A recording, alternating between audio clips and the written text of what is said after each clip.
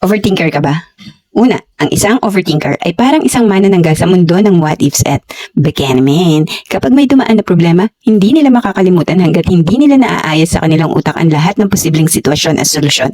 Para bang may Netflix series na pinapanood sa kanilang isipan na paulit-ulit na inire-replay. At sa tuwing mag-overthink sila, parang nag-o-order ng ramen sa isang restaurant, pinipili ang lahat ng toppings kahit alam naman nilang isa lang ang kailangan. Pangalawa, sila ay parang mga time traveler na palaging nasa hinaharap, nag-aalala kung ano ang mangyayari sa mga susunod na araw. Sa halip na mabuhay sa kasalukuyan, sila ay abala sa pag-iisip kung anong klaseng twist ang magaganap sa kanilang buhay, parang pagpili ng tamang laksa. Nag-iisip kung ano-anong klaseng noodles ang bagay sa panlasa, kahit alam naman nilang ang tamang noodles ay nandun lang naman. Pangatlo, ang mga overthinker ay parang mga boss sa isang board meeting na laging nagtatanong ng ano ba talagang plano natin.